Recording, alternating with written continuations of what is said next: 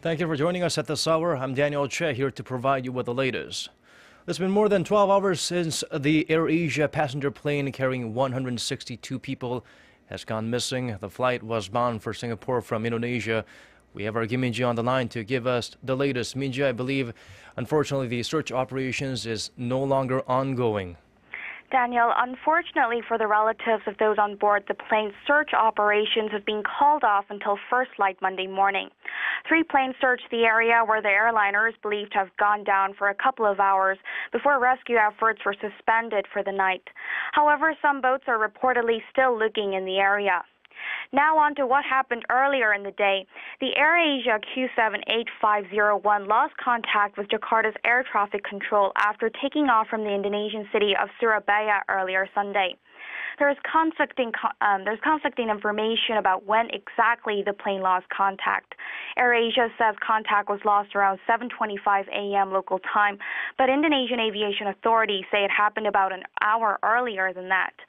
Indonesian authorities say the pilots had asked to change route before to avoid bad weather just before the plane lost contact. The aircraft was flying at about 32,000 feet and had asked to fly at about 38,000 feet to avoid clouds and the stormy weather. The flight was believed to have been flying over the Java Sea when communication was lost. We must stress here that the pilots on board this flight are known to have experience, and no distress calls were sent prior to contact being lost. And now, as I said, officials have said that it's now too dark and search and rescue operations have to wait until Monday morning. AirAsia, which is a low-budget carrier based in Malaysia, has also set up a crisis center for worried relatives to call. The center will be open full-time until we find out all the facts. I hope you all here can be patient as we have got an accident or some other situation, and we don't need to assume how things will develop. The important thing now is maximum effort to search for the plane.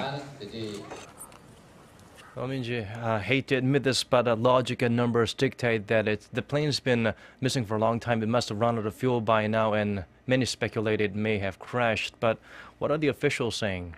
Well, Indonesia National Search and Rescue Agency says it believes the plane has probably crashed in waters about 145 kilometers from Belitung Island, roughly halfway between Surabaya and Singapore.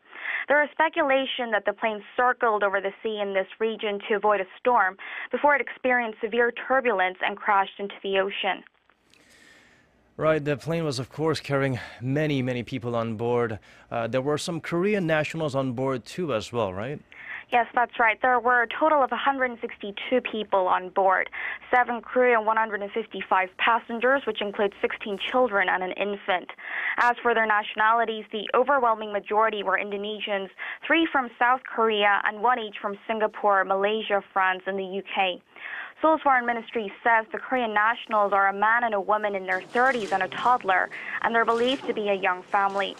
The ministry convened an emergency meeting earlier in the day and said it will monitor the progress of search operations. It says it will also dispatch a rapid response team to Surabaya.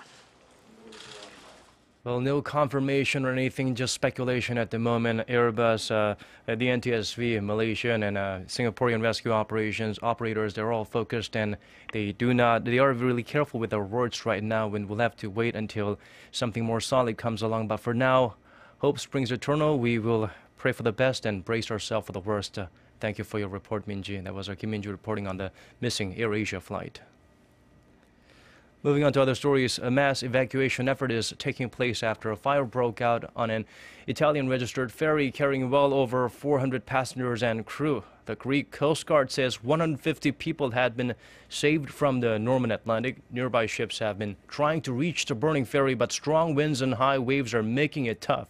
Time is of the essence as smoke is making it difficult for the passengers to breathe. The ferry sailing from Patras in western Greece to the Italian port of Ancona was roughly 60 kilometers off the small island of Othonoy when it sent a distress signal.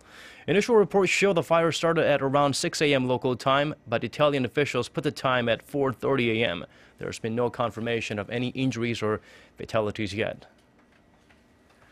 North Korea has been suffering some internet disruptions for the sixth straight day today. The North's main propaganda website and two other sites whose servers are based in China have not been accessible on this Sunday. Another site that's based in Germany can only be accessed intermittently. The websites of the North's official news agency and the Communist Party's official newspaper, however, are back up and running. Internet services in North Korea started going dark last Monday and went out altogether on Tuesday following bitter exchanges with the United States. Washington has blamed the North for the recent hacking of Sony pictures and vowed to take a proportional response. Pyongyang denies the Sony hacking claims and accused the U.S. of launching a cyber attack that shut down its internet. The head of South Korea's state-run nuclear power agency says hackers with suspected links to North Korea are still launching cyber attacks on the country's nuclear facilities. Korea Hydro and Nuclear Electric Company CEO Cho Seok says his agency is cooperating with state authorities to find out the motive for the attacks and where they are being launched from. He added that the company will unveil measures to strengthen security systems against such attacks in the coming days. Cho's comments come after confidential files, including facility blueprints and operator manuals, were leaked online earlier this month. Employees were also bombarded with thousands of emails containing malicious code over the space of a few weeks. The Korean government is pressing ahead with its deregulation drive as it looks to give the local economy a much-needed jolt. Officials from the public and private sectors met this Sunday to assess which regulations should stay and which should be scrapped. For more on what proved to be a productive meeting, our Kim Ji-yeon reports. With growing concerns over prolonged sluggish domestic demand and uncertainties stemming from the slowing global recovery, the Korean government decided to speed up its plans to strip away excessive red tape that many say is strangling the country's economic potential. Among the more than 150 rules economic organizations has suggested be scrapped, the government agreed on Sunday to fully remove or amend around 3/4 of them. Included was the expansion of the number of goods exempted from radiation tests and permission to store public records electronically. The meeting was also an opportunity for firms and private institutes to urge government agencies to review their regulative policies.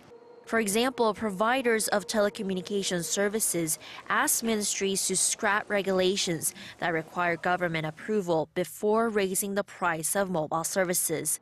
In response, the Science and ICT Ministry said it would come up with measures sometime early next year to address the inconvenience while fostering healthy competition among local providers.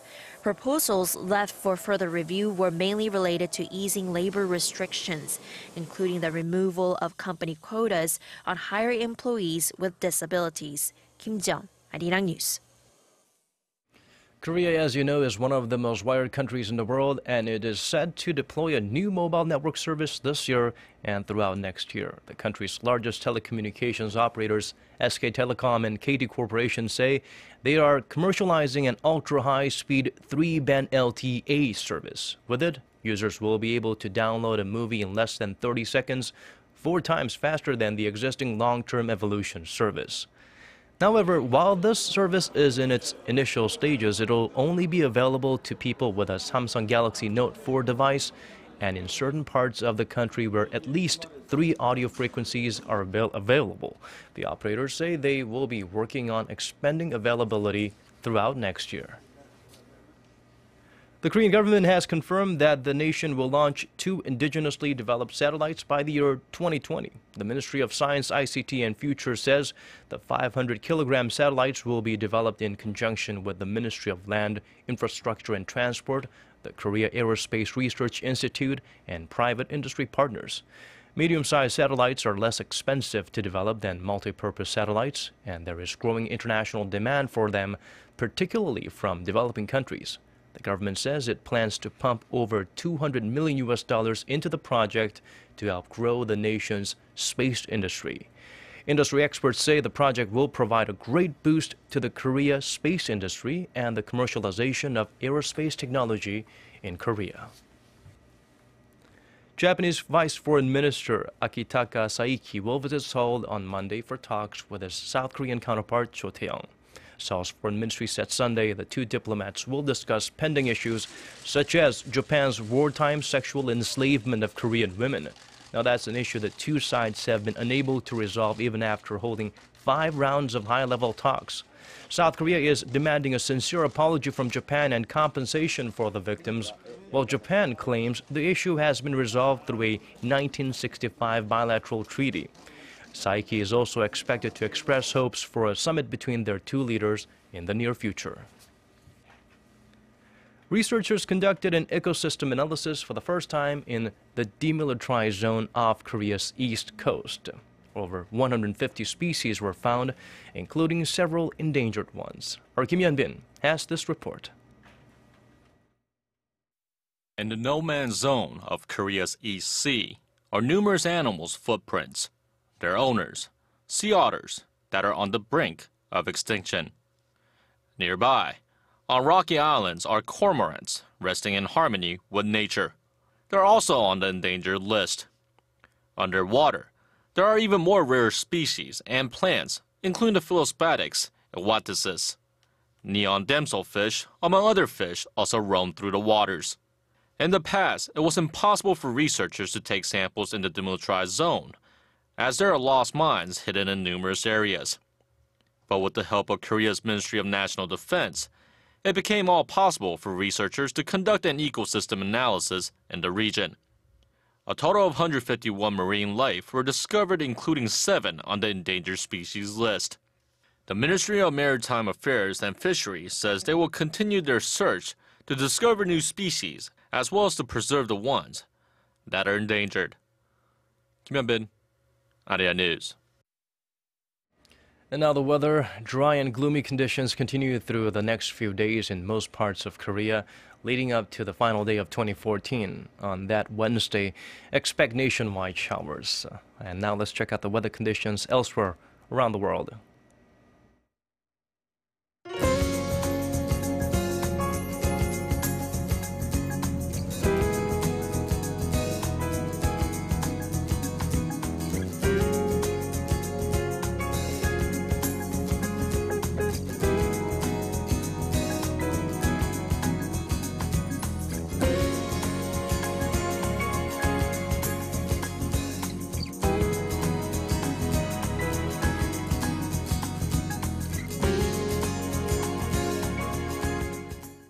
And that brings us to the end of our newscast. Thank you for watching. Have a great start to your week.